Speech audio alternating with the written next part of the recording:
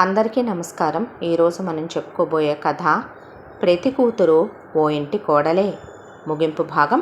కథలోకి వెళ్ళబోయే ముందు మీరు కనుక మన ఛానల్ని ఫస్ట్ టైం చూస్తున్నట్లయితే తప్పకుండా మన ఛానల్ని లైక్ చేయండి, షేర్ చేయండి, సబ్స్క్రైబ్ చేయండి, బెల్ ఐకాన్ క్లిక్ చేసి ఆల్ అనే బటన్ని ప్రెస్ చేయడం మర్చిపోకండి. కథని ఎక్కడా స్కిప్ చేయకుండా వినండి. మరి కథలోకి వెళ్ళిపోదామా? హారిక కృష్ణతో పీకల్లోతు ప్రేమలో మునిగిపోవటం మొదలుపెట్టింది. ఎర్లీ మార్నింగ్ లేచిన దగ్గర నుంచి రాత్రి వరకు అతనితో మెసేజ్లు, ఫోనుల్లో మాట్లాడటం, దానితో పాటు కృష్ణని డిసైడ్ చేయటం మొదలుపెట్టింది హారిక. నువ్వు వేరే అమ్మాయిలతో మాట్లాడటం నాకు నచ్చదు, నేనెవరితో మాట్లాడలేదురా అని కృష్ణ అంటే, మాట్లాడకు, ఒళ్ళు దగ్గర పెట్టుకొని ఉండు, ఇగో నా కాళ్ళు ఫోటో తీసి పెట్టాను, ముద్దు పెట్టు, ఎలా ఉన్నాయి నా కాళ్ళు అన్నట్టు, ఇదిగో నా మెడ చూడు ఎలా ఉందో, ఇదిగో నా జడ, ఇవిగో నా పాదాలు, నువ్వు రోజు కాలేజీకి వెళ్ళేటప్పుడు కళ్ళకద్దుకొని వెళ్ళు, అలాగే రా, రోజు నేను అదే చేస్తున్నాను అని చెప్పిన తర్వాత, ఎప్పుడొస్తావు నువ్వు, జాబ్ వచ్చిందా? ఎడ్యుకేషన్ అయిపోయిందిరా, వస్తుంది జాబు అంటే, వస్తుందా వచ్చిందా? లేదురా కన్ఫామ్ అయిపోయింది అన్న తర్వాత, ఇండియాకి ఎప్పుడు వస్తున్నావో, ముందు మేడం గారికి ప్రపోజల్ రింగ్ కొనొద్దా? అవును, ఫస్ట్ నైట్ ఎలా చేసుకుందాం, ముందు నువ్వు ముద్దు పెడతావా నేను పెట్టనా? యూ నాటి, ఏంట్రా ఆ మాటలు అంటే, నేనంతే చాలా ఫాస్ట్గా ఉంటాను, ముందు ఇండియాకి రావాలి, మా అమ్మ నాన్నల్ని నేను వాళ్ళు వద్దన్నా అవునన్నా కాదన్నా నిన్నే చేసుకుంటాననుకో హరి, కానీ మీ అమ్మ నాన్న ఏమంటారో హరి అంటే, దాని బొంద, అది కుక్కల్లే తిరుగుద్ది మా అమ్మ నా కాళ్ళ చుట్టూ, నా కాళ్ళు కడిగిన నీళ్లు రోజు అది డ్రింకింగ్ వాటర్లా తాగుద్ది తెలుసా, నేను కూర్చోమంటే కూర్చొని, నుంచోమంటే నుంచుంటుంది, పేను కుక్కినట్టు కుక్కేను దాన్ని, దానికంతా నేను ఇవ్వలేదులే కానీ కిట్టు, నువ్వు త్వరగా రారా, ఆ రోజు పెళ్లిలో నిన్ను సరిగ్గా చూసిందే లేదు, తర్వాత ఇదిగో మీ చెల్లెలు వీడియో తీసుకొని మరీ చూసుకుంటున్నాను రోజు, నేను ఏమున్నావురా ఆ పెళ్లిలో సూట్ వేసుకొని, అబ్బబ్బా బుగ్గలు, నీ పెదవులు, నీ మీసాలు, అబ్బా నీ లైట్ బియర్డు, పిచ్చెక్కిచ్చేసే ఆ హైటు, ఆ కలరు, ఆ హెయిర్ కట్టు, ఆ అందం, ఏంట్రా మీ నానంటే నీకు ఇష్టమా ఏంటి? మీ నాన్న కాళ్ళ ముందు చెప్పులు వేయటం, మీ నాన్నకి జ్యూస్ ఇవ్వటం, డ్రింక్ ఇవ్వటం, కాఫీలు ఇవ్వటం, టీ ఇవ్వటం, ఏంట్రా నాన్నకి హెల్త్ బాగోదు కదా, అప్పుడు దట్టు చెల్లి మ్యారేజ్ అని బాగా చెల్లి వెళ్ళిపోతుందని డల్ అయ్యాడులే నాన్న, అదా, లేదంటే ఎక్స్ట్రా ప్రేమలు గట్రా ఏమైనా ఉన్నాయేమో, అలాంటి ఏమన్నా ఉంటే తగ్గించేరా బాబు, వీళ్ళంతా సోదిమంద. అవును, అమెరికా వెళ్ళిన తర్వాత ఎక్కడెక్కడికి తిప్పుతావు నన్ను, ప్లాన్ నేను చెప్పనా నువ్వు చెప్తావా, నువ్వు చెప్పు అన్నాడు కృష్ణ. అన్న తర్వాత, సరే ముందు నువ్వు ఇండియాకి వస్తావు, వచ్చి రాగానే నాకు నా కాళ్ళు పట్టుకొని, నా కాళ్ళు ముద్దు పెట్టుకొని, నా కాళ్ళు బాహుబలి కాళ్ళు కట్టప్ప నెత్తి మీద పెట్టుకుంటాడే అలా పెట్టుకొని నువ్వు నాకు ఐ లవ్ యూ చెప్తావు, ఆ తర్వాత రింగ్ పెట్టుకుంటావా, అయిపోయిన తర్వాత డీప్గా ఒక ఫ్రెంచ్ కిస్, అయిపోయిన తర్వాత డీప్ హగ్స్, ఇంటిమేషన్స్, అయిపోయాక నువ్వు మీ ఇంట్లో చెప్పి నేను మా ఇంట్లో ఫార్మాలిటీకే సోది చెప్పిన తర్వాత ఉన్నది మొత్తం ఎటు మా అమ్మ నాకే పెట్టుద్ది అనుకో, అది వేరే విషయం, చక్కగా పెళ్లి చేసుకొని హనీమూన్కి వెళ్ళి ఇండియాలో ఉన్న ఫేమస్ ప్లేస్లన్నీ చూసే, అసలు లైఫ్లో ఇంటిమేషన్ అంటే ఎలా ఉంటుందా, స్వర్గం అనేది నీకు నేను చూపించేస్తాను రా కిట్టు, ఆ తర్వాత ఇక్కడి నుంచి అబ్రాడ్ అలా ఎగిరిపోదాం, ఎగిరిపోయిన తర్వాత నువ్వు జాబ్కి వెళ్ళి రావటం బెడ్రూమ్లో, నువ్వు జాబ్కి వెళ్ళి రావటం బెడ్రూమ్లో, ఇలా ఉంటూ వీకెండ్స్లో అమెరికా అంతా చుట్టేద్దాం 1 ఇయర్లో,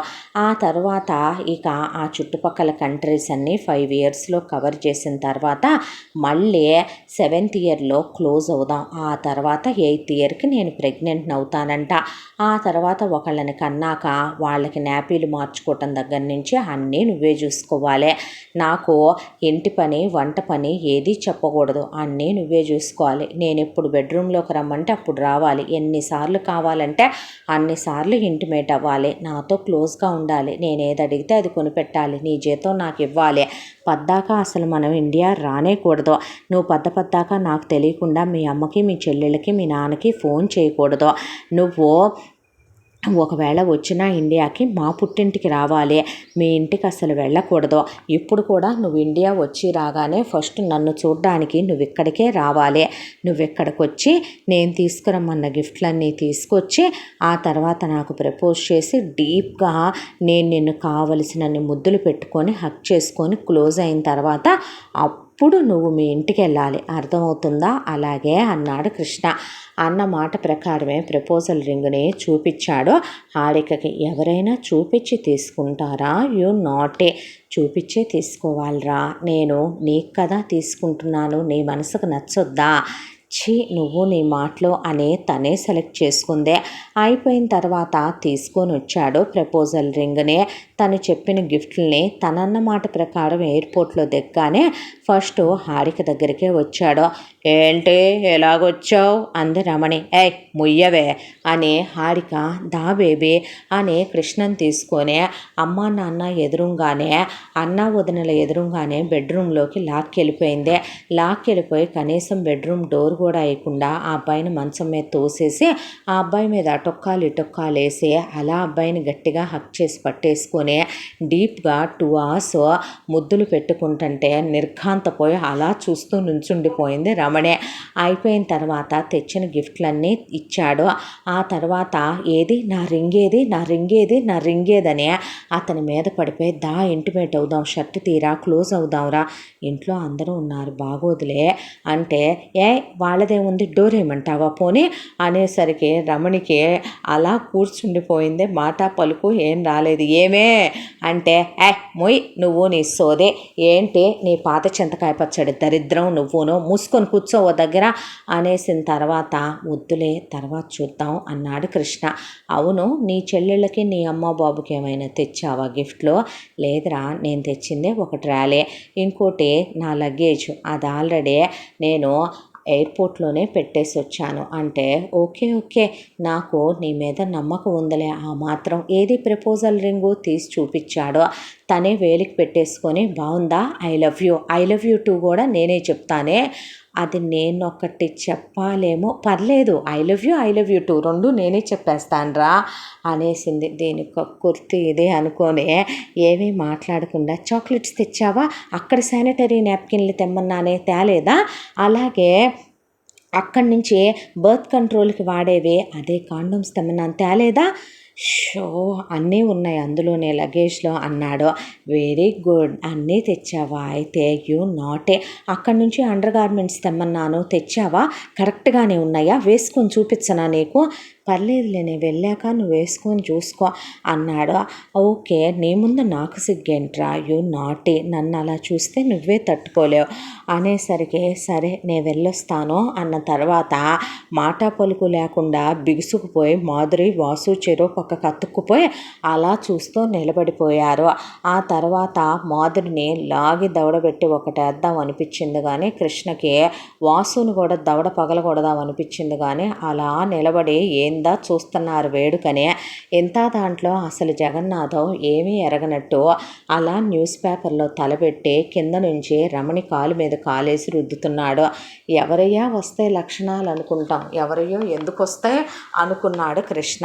అనుకున్న తర్వాత మరి నేను వెళ్ళేదా అంటే ఏంటి వెళ్ళటం, నీకోసమని ఎన్ని కుక్ చేయించానో తెలుసా, మా ఫ్రెండ్ వస్తున్నాడన్నా, ఫ్రెండ్ ఏంటే నా బాయ్ ఫ్రెండ్, నా కాబోయే ఫియాన్సీ వచ్చాడు అన్న తర్వాత నేను పెడతాను రా నీకు అంటే పర్లేదు మరెప్పుడైనా, ఎందుకు అన్న తర్వాత వెళ్తానంటున్నాడుగా, వద్దులే పర్లేదు ఆవిడ హర్ట్ అయినట్టున్నారు, నువ్వు ఇలా మాట్లాడితే కదో వాడు నా నుంచి దూరంగా వెళ్ళిపోయేదే, నీకు మనుషుల్ని కలపటం చేత కాదే పనికి మాలిందానా, ఈ వయసు వచ్చి కూడా రోజుకి మొగుడుతో 5-6 సార్లు ఇంటిమేట్ అవుతావు నువ్వు, నీ బతుక్కి కూతురు మాత్రం సుఖపడకూడదు అనేపాటికి షాక్లో అలా నుంచుండిపోయి కృష్ణ అక్కడి నుంచి బయలుదేరి ఎయిర్పోర్ట్కి వెళ్ళి చాలా లగేజీ తీసుకొని వచ్చాడు.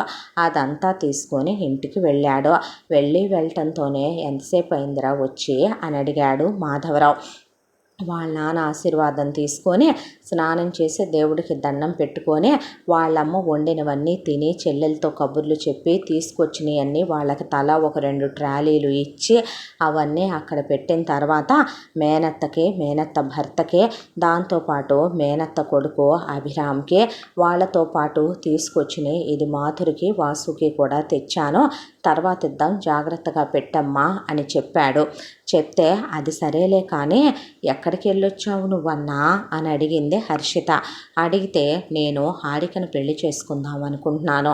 ససేమిరా, చచ్చినా మేము ఒప్పుకోము నాన్న, అది బజారుదిరా, ఆడది కాదు అన్నా, అది నన్ను కొట్టింది అన్నా, అది నువ్వు వెళ్ళిన దగ్గర నుంచి ఈ 2 సంవత్సరాల ఎంఎస్లో మన మాధురికి అది నరకం చూపించింది తెలుసా అన్నా, అది అక్కని పట్టుకొని పెట్టని నరకాలు ఉన్నాయి అనుకుంటున్నావా అన్నా, అది కాళ్ళు కడిగి నీళ్లు తాగిచ్చిందిరా, వాష్రూమ్లో పడేసి కొట్టిందిరా, వాతలు పెట్టిందిరా, అది బోన్లు తేలిపోయి కనపడుతోంది తెలుసా మనిషి, దాని జుట్టు కట్ చేసేసిందిరా, షాంపూకి కండిషనర్కి ఆయిల్కి డబ్బులు అవుతున్నాయని దాని బట్టలన్నీ కాల్ చేసిందిరా, అది 3rd గ్రేడ్ లేడీరా, చీప్ లేడీరా, లో క్లాస్ లేడీరా, అసలు అక్క సిచ్యువేషన్ అలా అయిపోయిందని బావ అలా అక్కని వాళ్ళు కొడుతున్నా తిడుతున్నా అబార్షన్లు చేసిందిరా. ఇది డాక్టర్ లేకుండా నీకో విషయం తెలుసా, అక్కకి నువ్వుల ముద్దలు పెట్టి, గొడ్డుగారం ముద్దలు పెట్టి, ఆవకాయ ముద్దలు పెట్టి, మజ్జిగ పోయకుండా ఉలవచారు పెట్టి, అక్కకే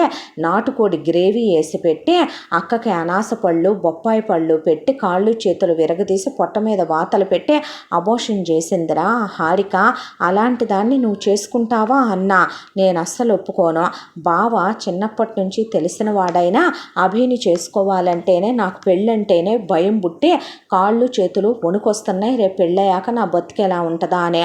అలాంటిది చూస్తూ చూస్తూ మా అన్నయ్య అన్నా, నువ్వు నీ లైఫ్ దాన్ని చేసుకొని నాశనం అయిపోవటానికి మేము ఒప్పుకోమంటే, మాధవరావు ఏంటి నాన్న నువ్వు తీసుకునే నిర్ణయమేనా ఇది, అదేంటండి అలా మాట్లాడతారు మీరు అంటే, వసుధ ఆగు, ప్రతిదానికి ఆవేశం కాదు కదా, వాడేదో ఆలోచించి అయినా కరెక్ట్గానే ఉంటుంది, వాడు ఆలోచించే చెప్తాడు మనకేం చెప్పినా, నువ్వు కంగారు పడకు, ఏమైంది నాన్న అని అడిగితే కృష్ణ 5 గంటలు కూర్చోబెట్టాడు వాళ్ళ ముగ్గురినే.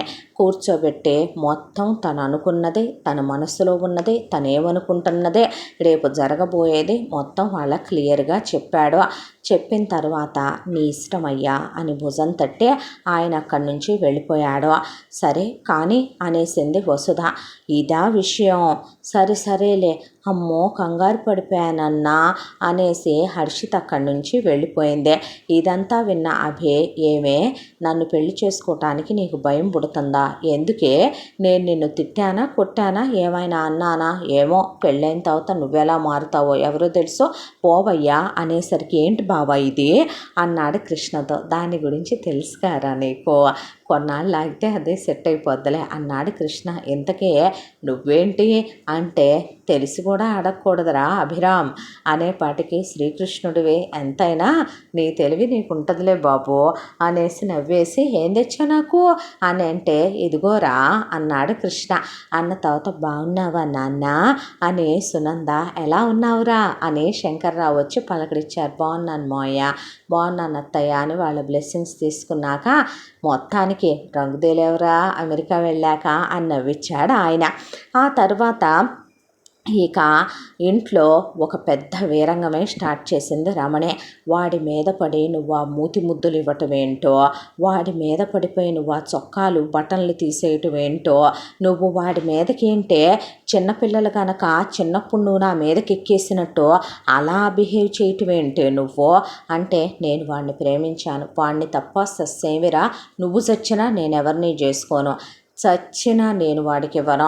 వాళ్ళు పగబట్టి కక్ష కట్టి దీన్ని ఇన్నాళ్ళ నుంచి మనం నరకం పెట్టి చెరలు పెట్టి కుక్కను కొట్టినట్టు కొడుతున్నామనే కచ్చ కడుపులో ఉంచుకొని వాడమ్మ వాడి చెల్లెలు రేపు ఇది కూడా వాళ్ళల్లో ఏకమయ్యి, వాడు మాటల్లో కనపడేంత సాఫ్ట్ ఎదవేమీ కాదు, వాడు చాలా పెద్ద లోతైన వ్యక్తిని నాకెందుకో నా 7th సెన్స్ కొడుతుంది.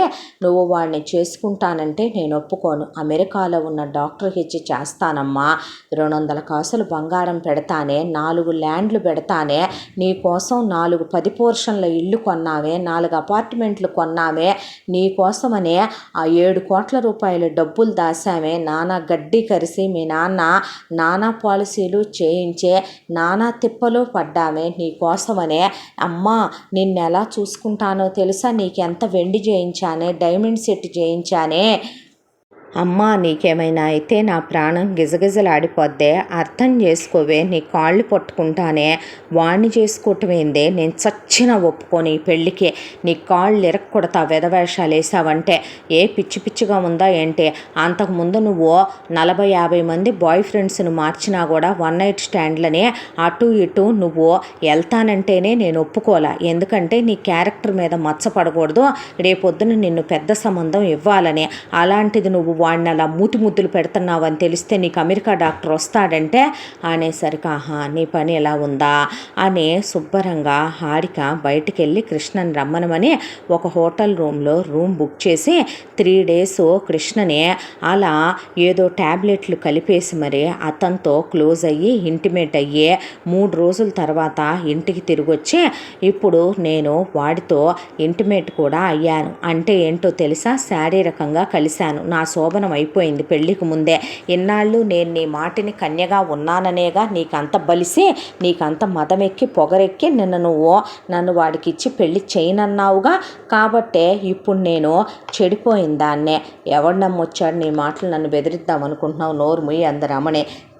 నేను వాడితో ఇంటిమేట్ అయిందంతా ఇదిగో వీడియో తీసుకొని వచ్చాను. 3 రోజులు ఎన్ని రకాలుగా క్లోజ్ అయ్యానో చూసావా అనేపాటికి అమ్మాయి అని జగన్నాథం తలదించేసుకుంటే మాధురి వాసు అసలు అక్కడి నుంచి లోపలికి వెళ్ళిపోయారు. చెరో పక్కకి వెళ్ళిపోయిన తర్వాత ఇప్పుడు నాకు వాడే కావాలి.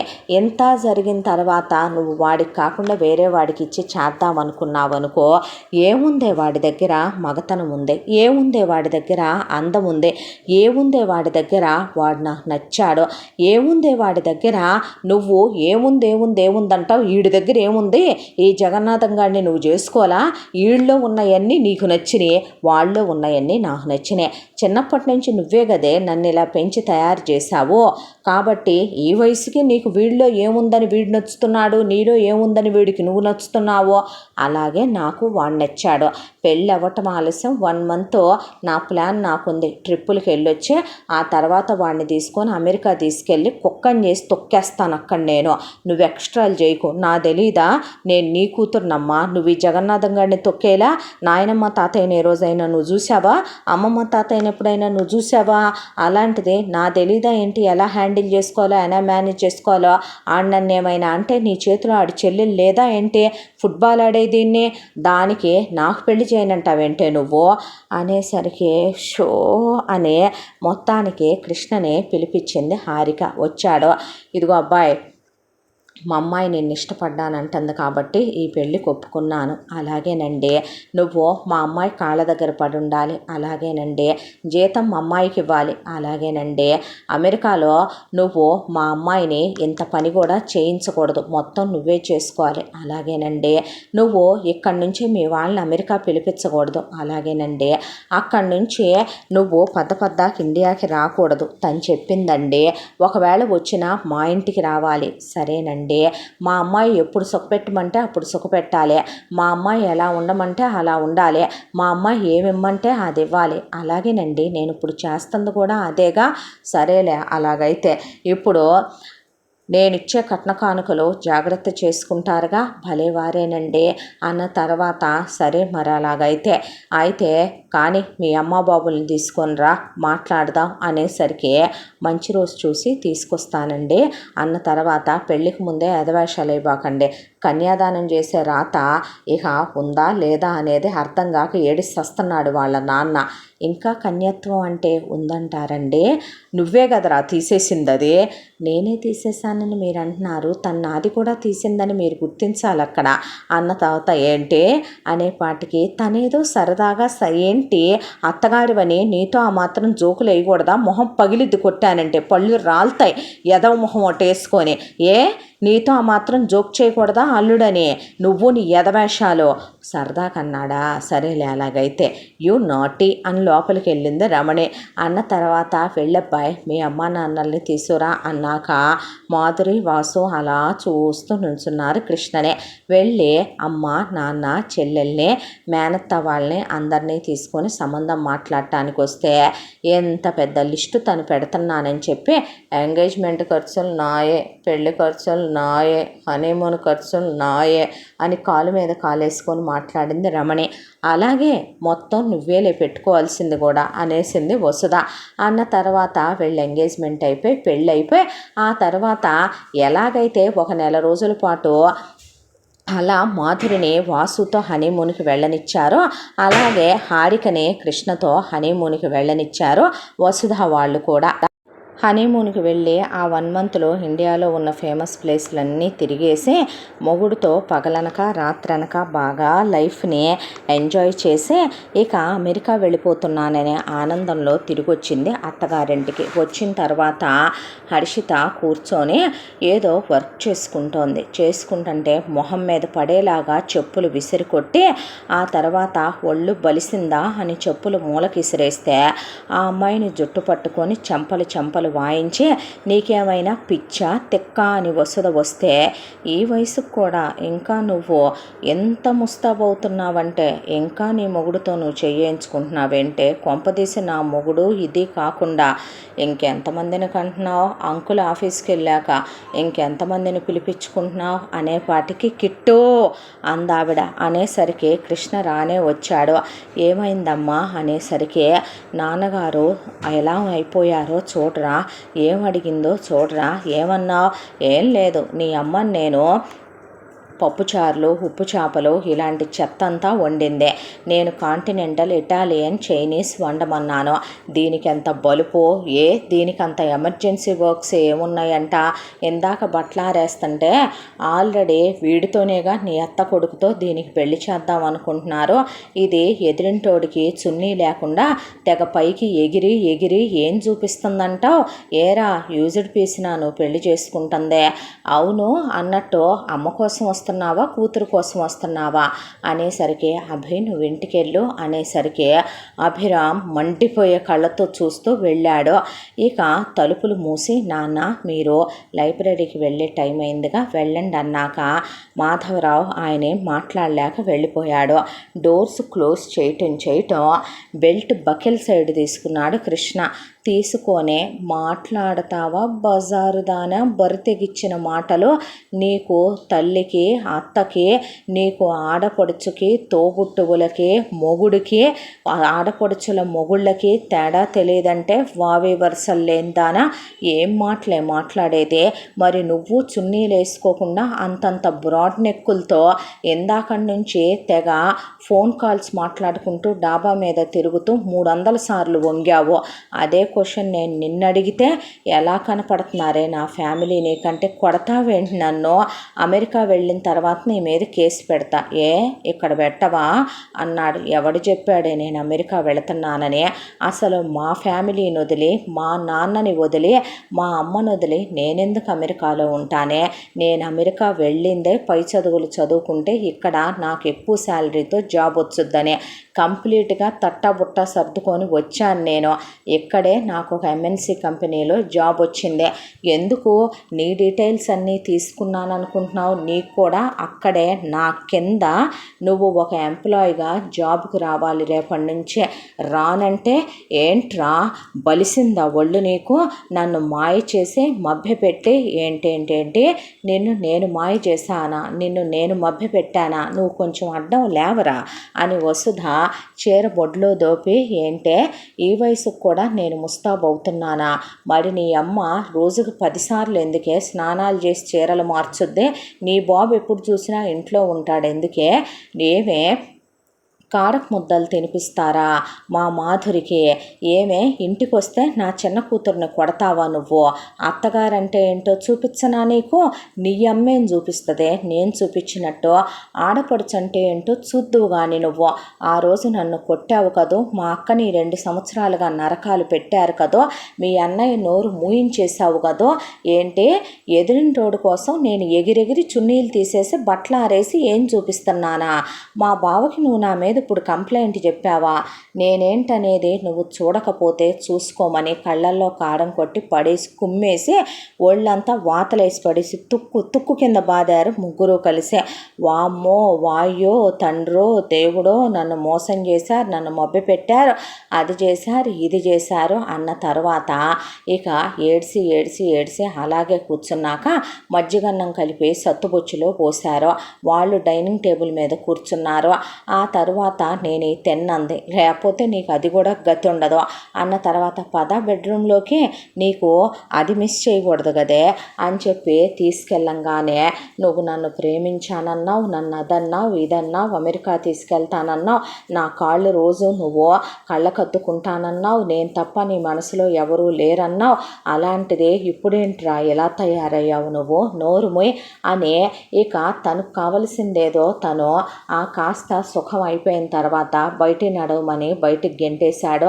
అంటే ఏంట్రా, నీకు కావలసింది ఇచ్చానుగా, ఇంకా మీరనుకో మీ ఇంట్లో మా చెల్లెల్ని మీ అన్నయ్య బెడ్రూమ్లో కూడా వెళ్ళనివ్వరు కదే అనేపాటికి, ఇంకా నా కొడుకు బర్త్ కంట్రోల్ వాడుతున్నాడే, నీకు అబార్షన్లు చేయటం బాగా ప్రాక్టీస్ కదా, రేపటి నుంచి వాడటం ఆపేయరా, దీనికి ఇది సెల్ఫ్ అబార్ట్ చేసుకుంటుంది, నెక్స్ట్ మంత్ కల్లా దీనికి రావాలి ప్రెగ్నెన్సీ, మర్చిపోబాకు నాన్న అని చెప్పి వెళ్ళింది వసుధ.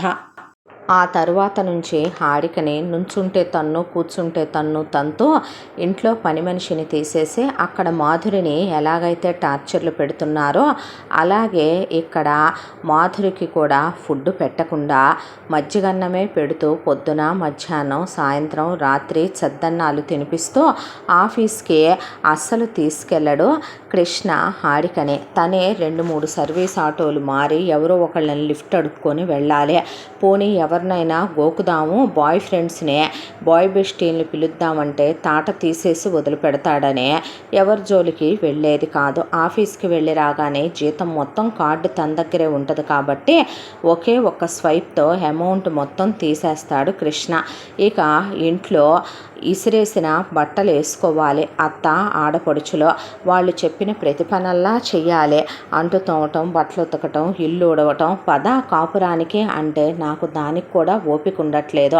మరి నన్నేం చేయమంటావు? నిన్ను పెళ్లి చేసుకొని ప్రాస్టిట్యూట్ల దగ్గరికి వెళ్ళమంటావా ఏంటి అని కృష్ణ లాక్కెళ్ళేవాడు గదిలోకి.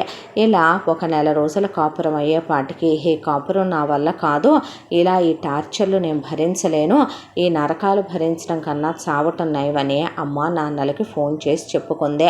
దాంతో రమణి చీర దోపి కొంగు బొడ్లో దోపి జగన్నాథం షర్ట్ హ్యాండ్స్ పైకి మడిచి కాలర్ ఎగరేసి, రే అల్లుడు అయితే ఎవడకు గొప్ప, ముందు రారా బయటికి అని తొడలు చరిచాడు. ఒరే నేను ఆడదాన్ని అనుకుంటున్నావంట్రా, అప్పుడ భద్రకాళినని జుట్టు వెరబోసుకొని ముడేసుకుంటూ కిళ్ళి నవ్వులుకుంటూ వచ్చింది రమణి. వచ్చేసరికి బయటికి కృష్ణ, హారిక, హర్షిత, వాళ్ళతో పాటు అభిరామ్ వాళ్ళు, సునంద, శంకర్రావు వాళ్ళు, వసుధ, మాధవరావు వాళ్ళు, మొత్తం చుట్టుపక్కల జనాలు కూడా బయటకు వచ్చారు. ఎంత దమ్ముంటే నా కూతుర్ని కొడతావట్రా నువ్వు? ఏరా నువ్వే పెద్ద మగాడిని అనుకుంటున్నావా? 5 నిమిషాల ప్రకారం వచ్చేయమ్మా వెళ్ళిపోదాం, వీడికి విడాకులు పడేసి ఇంకొకడిని చేసుకుని పగలు రాత్రి కాపురం చేసి వీడి కళ్ళు ఎదురుగానే 9 నెలలు తిరగకుండా కమల పిల్లల్ని కని తిరుగుదూగానే ఏం చేస్తానో చూద్దు కానీ వీడి ఫ్యామిలీని వీధికి ఎక్కించకపోతే చూడు అనేసరికి, ముయ్యవమ్మ ఇంకా చాలే కానీ ఆడదానివి ఆడదానిలాగా ఉండటం ఒక్కరోజైనా చేతవ్వా నీకు? ఏ మా చెల్లెలు నీ కూతురు లాంటిది కాదా?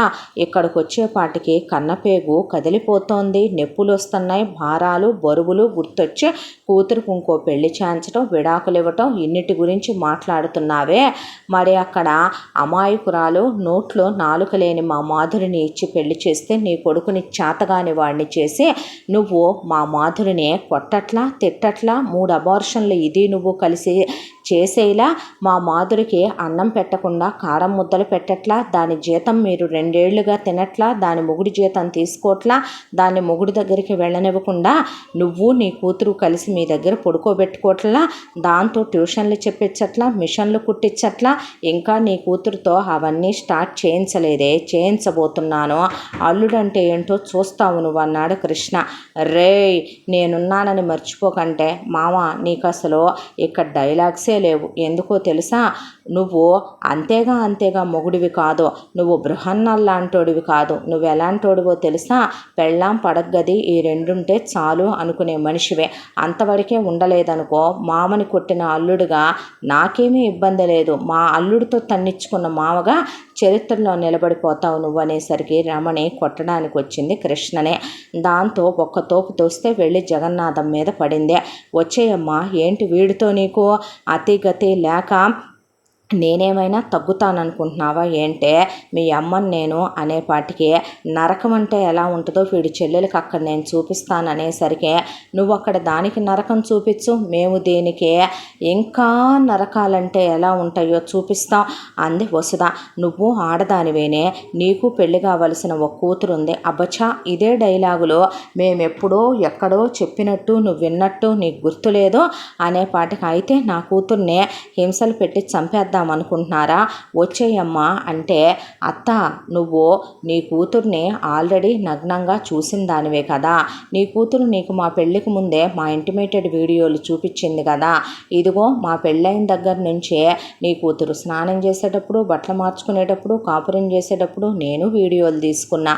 ఇవి నువ్వెలాగైతే మా చెల్లెలి నెట్లో పెడతానన్నావో, ఎలా మా చెల్లెల్ని నువ్వు మా ఇంటికి పంపించనన్నావో, నువ్వెలాగైతే మా చెల్లెల్ని పని మనిషిని చేసి అనాథ కుక్క అన్నావో, నువ్వు నీ మొగుడు బతికుండంగా కూడా ఇది ఇప్పుడు అనాథ కుక్కే, పెళ్ళైన తర్వాత ఇది అత్తారింట్లో పడుండాల్సిందే, కాదు కూడదు అని దీన్ని నువ్వు తీసుకెళ్ళినా, ఇది నీతో వచ్చినా, ఇవి మొత్తం నేను ఫ్లెక్స్లు వేయించే, బ్యానర్లు కట్టించే, పాంప్లెట్లు పంచే, నీ కూతురు గురించే నేను ఆల్ న్యూస్ ఛానల్స్లో, దాంతోపాటు బాగా అశ్లీలమైనటువంటి చూసే వెబ్సైట్లు ఉంటాయి, వాటిల్లో పెట్టాల్సి వస్తుంది, జాగ్రత్త అనేపాటికి ఒరే వద్దే, వాడిని చేసుకోబాకే, పనికి మాలిందానా, వాళ్ళు పగబట్టారే, కచ్చబట్టారే అంటే విన్నావంటే పాపిష్టిదానా, వీడి కాళ్ళు చేతులు విరగా, ఈడమ్మా బాబు శవాలు లేవా, వీడి చెల్లెలికి పెళ్లి పేరంటం కాకుండా పోను అనేపాటికి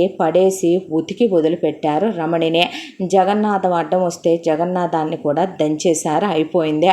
ఆ తర్వాత రావే వెళదామంటే వచ్చి నేను మాట్లాడాలమన్నానే కానీ నిన్ను కాపురాలు తీసి నా మొగుడిని వదిలేసి రమ్మని చెప్పానా ఏంటి, నేను రాత్రిపూట ఆయన వదులు నువ్వు వస్తావా నా గదిలోకి అనేపాటికి, అవ్వ ఆడిచ్చే సుఖం కోసం తల్లిని అంతంతలా మాటలు అంటావంటే పనికి మాలిందానా, ఏం చేద్దామత్తా, నీ కూతురికి అన్నీ నీ బుద్ధులు మాం బుద్ధులే వచ్చినాయి, ఏం కడుపుకు అన్నం పెట్టకపోయినా పర్వాలేదు, రాత్రికి నేను చెయ్యకపోతే నీ కూతురు ఉండలేదమ్మా, వెళ్ళిరా బేబే అన్నాడు కృష్ణ. అనేసరికి ఇంటికి వచ్చింది రమణి. వచ్చిన తర్వాత ఒరే ఆడంగి వెధవ, పనికి మాలిన సన్నాసే, రారా నీ చెల్లెల్ని వాడక్కడ నరకాలు పెడుతున్నాడురా, దీన్ని చిత కొట్టేసి దీన్ని కూడా అలాగే తీసుకెళ్ళి కొడదాం వాళ్ళ ఇంటి ముందంటే, నువ్వు రోజు కొట్టడం ఆ దెబ్బలు తింటాం మామూలేగా, నేనెందుకు నీకే ఎదురు చెప్పలేని వాడిని, వాళ్ళకేం ఎదురు చెప్పి నేను నా కాపురమే నిలబెట్టుకోలేని వాడిని, దాని కాపురం ఏం నిలబెడతానో అని లోపలికి వెళ్ళిపోయాడు వాసు. ఉసే పాపిష్టిదానా, అలా చూస్తూ ఊరుకుంటావంటే నా కూతుర్ని వాడి హింసలు పెడుతున్నాడే, నరకాలు పెడుతున్నాడే అని మాధురిని పడేసి చావగొట్టింది. రోజు నీ దెబ్బలు నాకు అలవాటేగా అత్తయ్య, ఏం చేయమంటావు, ఎవరి కాపురాలు ఎవరి బతుకులు వాళ్ళే అని వెళ్ళిపోయింది మాధురే. దాంతో గుండె మండిపోయింది రమణికి. ఇక అక్కడ చూస్తేనేమో చుక్కలు కనపడిపోతున్నాయి ఒకవైపున హారికకే. ఇక పొద్దున్న లేచిన దగ్గర నుంచి తెల్లవారుజామున 3ంటికి లేవటం, రాత్రి 12 దాకా చాకిరే, ఆఫీస్ పని, ఇంటి పని, వంట పని, దానికి తోడు నరకం గుర్తొచ్చి ఈ మధ్య ట్యూషన్లు పెట్టించే, మిషన్ కుట్టడం కుట్టడం వచ్చు, తనకి టైలరింగ్ చేయించుతుంటే అసలు నిద్ర అనేదే ఉందా జీవితంలో అనిపించి తన ఎముకలు ఎన్నో తనకే కనపడటం మొదలయ్యి ఒక రోజున ఆఫీసు నుంచే మొగుడు ఎటు తన సబార్డినేట్ కాబట్టి తన మొహాన కావాలని 10 ఫైల్స్ 20 ఫైల్స్ ఎక్కువ విసిరేసి వర్క్ చేసే రా ఇంటికి అని చెప్తాడు. దాంతో ఎందుకు నాకే అంత నిర్దయగా వర్క్ ఇస్తావంటే, మామూలుగా అయితే నేను ఇవ్వనే, నీ పై అధికారిగా అయితే ఇవ్వకూడదు కూడా, కానీ నీకు నాకు పర్సనల్గా కూడా చాలా ఉన్నాయి కదా, కాబట్టి నీకు ఇవ్వచ్చని ముందే వెళ్ళిపోతాడు తను కారులో. కుక్కల్లే వెనకాల రావాలి హారిక. అలా ఒక రోజున పుట్టింటికి వెళ్ళిందే. అన్న వదిన ఇంకా రాలేదు, నాన్న అమ్మే ఉన్నారు. అమ్మ నిన్ను నేను ఒకటి అడగనా, వాడి చెల్లెల్ని మనం హింసలు పెట్టామనే పగతో కక్షతోనే వాళ్ళు ఇదంతా చేస్తున్నారు. కాబట్టి నువ్వు కొన్నాళ్ల పాటు అన్నయ్యని దాన్ని వేరు కాపురం పంపించినట్టు నటించవే. ఆలోపు నేను వీడితో మంచిగా ఉన్నట్టు నటించి వీడి అమ్మాబాబుల పేరు మీద ఉన్నటువంటి ఆస్తంతా ముందు వాడి పేరు మీద నొక్కించుకొని తర్వాత నా పేరు మీద నొక్కించుకొని ఒక ఇద్దరిని కని ఆ తర్వాత వీడిని ఎదవని చేసి తొక్కేసే లూప్ హోల్ దొరకదా? వాడి చెల్లెలు హర్షిత పెళ్లి చేసుకొని వెళ్ళిపోతే వాడి అమ్మాబాబుల్ని ఏ వృద్ధాశ్రమంలోనో అనాథాశ్రమంలో ఇసిరి పడేసి వస్తాను. ఆ తర్వాత ఇది ఎక్కడికి పోద్దమ్మా, మళ్ళీ వెళ్ళి జుట్టు పట్టుకొని తీసుకొద్దు కానీ వీడి చెల్లెల్ని మన అన్నయ్యనే, అప్పుడు తొక్కుదు కానమ్మా కాలి కిందేసే. ముందు మాత్రం నేను చెప్పింది వినవే, ఆలోచిస్తాలే పో అంది రమణి. అన్న తర్వాత ఇంటికి వచ్చింది హారిక. వచ్చిన తర్వాత రోజులు ఇలా గడుస్తూ ఉండగా ఒక రోజున హారిక ఆఫీస్ నుంచి వచ్చే టైంకి మాధురి కరెక్ట్గా అదే టైంకి లోపలికి వెళుతూ కనపడిందే.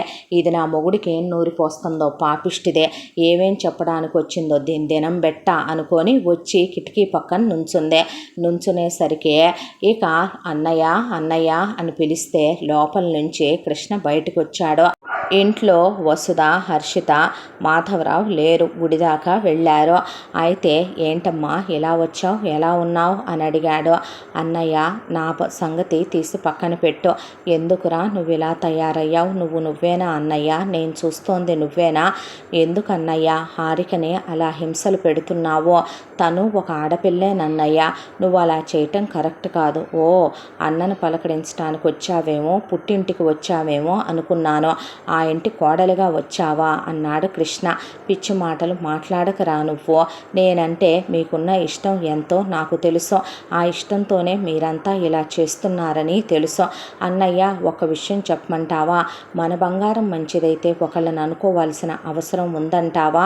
వాసులో ఉన్న చేతగానితనం, వాసులో ఉన్న మెతకతనం కాదా వాళ్ళమ్మకి కొమ్ములు తెచ్చింది, వాళ్ళ నాన్నకి మీసం మెలేసేలా చేసిందే? హారిక అన్ని హింసలు పెడుతున్నా సరే అలా మౌనంగా ఊరుకోవటం తన తప్పు కాదా? ఏ భర్త అయితే భార్యకి తను ఇనిషియేటివ్ తీసుకోలేకపోతాడో, స్టాండ్ తీసుకొని మాట్లాడలేకపోతాడో అలాంటి భార్యకి విలువ ఉండదన్నయ్య. నువ్వు అలా కాదు కదరా, తను ఒక ఆడదే కదా, ఇప్పుడు కొత్తగా మళ్ళీ తనకి కడుపులు తెప్పించి కడుపులు తీయించే కాన్సెప్ట్లు పెట్టుకోవద్దన్నయ్య. ఎందుకో తెలుసా, అది మహాపాపం, తప్పో ఒప్పో నువ్వు బాధపడలేదా అన్నాడు కృష్ణ. బాధపడ్డానన్నయ్య, బాధపడుతున్నాను, ప్రతి క్షణం నరకం అనుభవిస్తున్నాను, ఒక్కసారైనా నా భర్త నా వైపు మాట్లాడకపోతాడా అని ఎదురు చూస్తున్నాను. ఒక్క విషయం చెప్పమంటావా, పెళ్ళై ఒక ఇంటికి వెళ్ళిన తర్వాత నేను కూడా ఒక ఇంటికి కోడల్నే, నేను ప్రతి కూతురులాగే ఒక ఇంటికి కోడలుగా వెళ్లాల్సిందే అని ఆలోచించిందే. అయితే హారిక అలా చేసుద్దా అన్నయ్య? హారికను అలా పెంచిన మా అత్తది తప్ప, లేకపోతే పెరిగిన హారికది తప్ప? ఒక విషయం చెప్పమంటావా, నా మీద ప్రేమతో నువ్వు తన మీద చేయి చేసుకోవచ్చు, తన్ను కొట్టొచ్చు, తిట్టొచ్చు, నా కోసమే నువ్వు తన్నే ప్రేమించలేదని పంతం కొద్దీ నటించి పెళ్లి చేసుకున్నావని నాకు తెలుసు. నీకు కట్నం మీద వ్యామోహం లేదు, నువ్వు తలుచుకుంటే చిటికేస్తే చాలామంది అందగత్తెల్ని కాలేజ్ డేస్లోనే ప్రపోజ్ చేశారు, వాళ్ళతో పోలిస్తే హారిక చప్ప ఫిగర్ అని కూడా నాకు తెలుసు. అయినా నువ్వు కేవలం వాళ్ళు నన్ను పెట్టే హింసలకి రివెంజ్ తీర్చుకోవటానికే పెళ్లి చేసుకున్నావు, ఇంకా ఆపేసి ఆపేసే అన్నయ్య, కొట్టొద్దు, ఇలా హింసలు పెట్టొద్దు, పాపంరా. నాకు కలిగిన తనకు కలిగిన బాధ ఒకేలా ఉంటుంది కదో. వాళ్ళు నన్ను హింసలు పెట్టి ఆనందించారు, మారతారా? మారరు. మారలేదా? నా బ్రతుకు ఇలాగే తగలడిపోద్ది, వదిలేసే అన్నయ్య. కానీ మీరు లేని పాపాలు మూట కట్టుకోవద్దు. హర్షిత రేపు పెళ్లి చేసుకుని అత్తయ్య వాళ్ళింటికి వెళ్ళిపోద్ది. అమ్మా నాన్నలదేముందే, నాన్నగారు ఆధ్యాత్మికంలో ఉంటారు ఎప్పుడో, అమ్మ ఇంటి పనులు వంట పనుల్లో ఉంటుంది. మీరు మాత్రం ఎందుకు మీ జీవితాలు నాశనం చేసుకోవాలి? నేను ఇక్కడికి నిజం చెప్పాలంటే హారిక వైపు ఏదో కోపేసుకొని మాట్లాడాలని రాలేదు. నువ్వు నా అన్నవి, నీ జీవితం సంతోషంగా ఉండాలి, నువ్వు పిల్లా పాపలతో ఆనందంగా ఉండాలని మాట్లాడాలని వచ్చానురా అని కృష్ణని కౌగిలించుకొని వెక్కి వెక్కి ఏడ్చింది మాధురే. నా మీద ప్రమాణం చేసి చెప్పాలి మీ అందరూ కూడా, నేను చచ్చినంత ఒట్టే మీరు హారికని కొట్టినా తిట్టినా ఒక్క మాట అన్నా కూడా ఇక నుంచి తన సంతోషంగా చూసుకోండి. మీ ఇద్దరి జీవితాలు ఆనందంగా ఉండాలి. నా వల్ల మీ బ్రతుకు నాశనం కాకూడదు. పర్వాలేదు, మా అత్తకు పెట్టే కష్టాలు నాకు అలవాటైపోయినాయి. మా మామనే మాటలు దెప్పుళ్ళు నాకు అలవాటైపోయినాయి.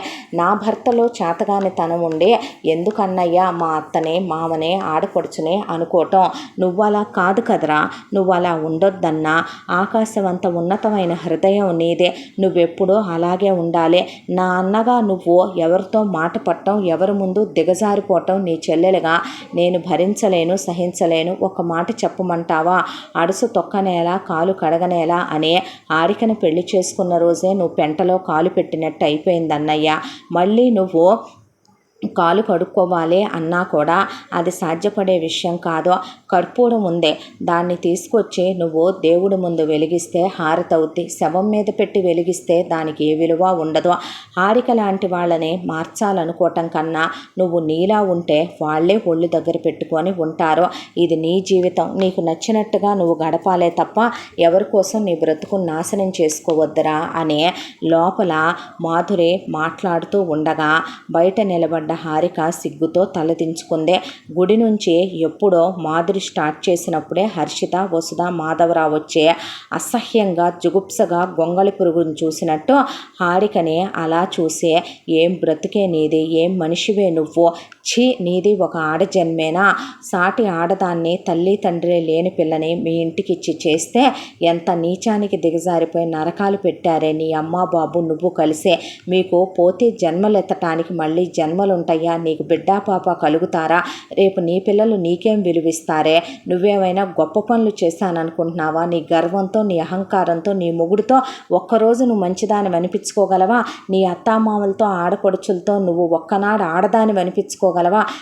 నీ జన్మ అని వాళ్ళు లోపలికి వెళ్ళిపోయాక పరిగెత్తుకుంటూ వెళ్ళే హారిక మాధురి కాళ్ళ మీద పడిందే. నేను తప్పు చేశాను వదిన, నన్ను క్షమించు. నేను ఒక ఆడదాన్ని నేను మర్చిపోయే నిన్ను నరకాలకి గురి చేశాను. నిజమే, మా అమ్మని నేను మార్చాల్సింది పోయి చదువు, విఘ్నత, జ్ఞానం ఉన్న నేను మా అమ్మతో కలిసి నిన్ను చాలా టార్చర్లు పెట్టి నీ కడుపులో బిడ్డల్ని భూమి మీదకి రాకుండానే నీ కడుపులోనే నుసివేసిన పాపిష్టిదాన్నే.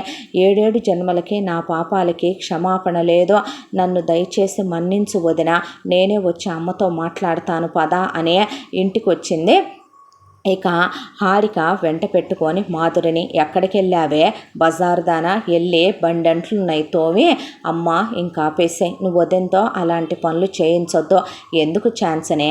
ఏ వచ్చిందిగా నీ అత్త పతివ్రత, వచ్చాడుగా నీ మామ పత్తిత్తు, వచ్చాడుగా పురాణ పురుషుడు నీ మొగుడు, వచ్చిందిగా నీ ఆడబిడ్డ, ఎక్కడ మహా ఎల్లాళ్ళు ఇవన్నీ కూడా. వాటికి అంత పొగరుండి అయ్యి నిన్ను అలా చేస్తున్నప్పుడు తగ్గేదేలే. అవి నిన్ను చేయటం మానేసినా సరే ఇక్కడ దీన్ని ప్రత్యక్ష నరకాలు పెట్టకపోతే నా పేరు రమణే కాదు. వద్దంటున్నానమ్మా, నేను చేసి తీరతానంటున్నాను అనేసరికి రమణిని పడేసి జుట్టు బీకి పడేసి కొట్టి కొరికి వాతలు పెట్టేసింది హారిక. చెప్తే వినవా నువ్వు? నీకు అసలు కూతుర్ని పెంచటం తెలుసా? ప్రతి కూతురు ఓ ఇంటి కోడలేనే. అలా నేను కోడలిగానే వెళ్ళాను. నా మొగుడు, నా అత్త, నా మామ, నా ఆడపడుచు, నా సంసారం అనే ఆడపిల్లకు ఒక జీవితం ఉంటుందని చెప్పాల్సింది పోయి నువ్వా వదిన బజారుదే, నువ్వా వదిన వెలయాలు, పతిత, కులత, నానమ్మాలని, తాతయ్యల్ని పట్టించుకున్నావా? ఈయనొక మగాడు, ఈయనొక తండ్రే, మీ ఇద్దరూ కలిసి పనికి రాకుండా నన్ను తయారు చేయలా అనేపాటికి అన్నయ్య వేరు కాపురం వెళ్ళిపో, ఈ పశువు మారదు, నువ్విక్కడ ఉండొద్దంటే నువ్వు ఆగవే అని కృష్ణ, వాసు, నేను ఒక మాట నిన్ను డైరెక్ట్గా అడుగుతాను. రాత్రిపూట పడగదిలోకి వెళ్ళి నీకు కోరిక కలిగినప్పుడు ఒక ఆడదానికి సుఖాన్ని పంచి సుఖాన్ని పొందటం మాత్రమే మగతనం అనుకుంటున్నావా? ఒక ఆడదాన్ని తల్లిని చేయటం మగతనం అనుకుంటున్నావా? మూతి మీద మీసం ఉందలే, చదువుకున్నాను, టాపర్ని, ఉద్యోగం చేస్తున్నాను, అదే నా మగతనం అనుకుంటున్నావా?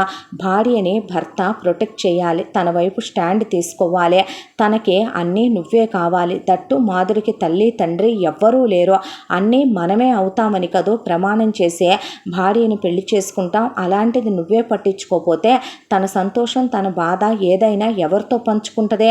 అసలు తన బంగారానివైన నువ్వు మంచోడివైతే వీళ్ళందరూ నీ భార్య ఒంటి మీద చెయ్యాలన్నా వాళ్ళకి ధైర్యం సరిపోద్దా? నీ కళ్ళెదురుగానే నీ పెళ్ళాన్ని కొడుతుంటే చూస్తూ ఊరుకుంటున్నావే, నీ చెల్లెలు బుద్ధి కూడా రాలేదేంట్రా నీకు? అది కూడా నేను 4 వేస్తే 5ఓసారి ఎదురు తిరుగుద్దే. మీ నాన్న మీ అమ్మను కొడితే ఊరుకుంటాడా? ఎందుకు వాసు మౌనంగా ఉండటం? మంచితనం ఏమన్నా గొప్ప సర్టిఫికెట్లు ఇస్తాయి అనుకుంటున్నావా? సమాజంలో మనకే ఎవరి మీద ఆధారపడి బ్రతకాలి? మీ ఇద్దరు ఉద్యోగాలు చేసుకుంటున్నారు, హ్యాపీగా నీ పేరు మీద మీ తాతలు నానమ్మలు పెట్టిన ప్రాపర్టీలు ఉన్నాయి. ఏం తక్కువని నువ్వు ఇంకా ఇక్కడుండి వీళ్లతో మాటలు పడుతూ తనని కొట్టిస్తూ తిట్టిస్తూ ఉండాల్సిన అవసరం ఏంటి? అనేసరికి మాధురి బట్టలు సర్దు అన్నాడు వాసు. నేను చాలా పెద్ద తప్పు చేశాను, నన్ను క్షమించరా అని నేను వెళ్ళిపోతున్నాను. నన్ను దయచేసి క్షమించండి మీరంతా. నిజమే, ఏ భర్త అయినా తన భార్య వైపు తనే మాట్లాడుకోవాలి. ఎవరూ రారు, ఎవరూ ఉండరు. భార్యాభర్తల బంధం అంటే అదేనని అర్థం చేసుకోలేకపోవటమే నా పొరపాటంటే జగన్నాథం, రే ఎక్కడికి వెళ్ళేది, నరికేస్తా నిన్ను అని వాసు షర్టు పట్టుకుంటే జగన్నాథాన్ని ఒక్క తోపు తోసి తండ్రిని నరికేశానని జైలుకెళ్ళాననే పేరు నాకు తీసుకురాకు.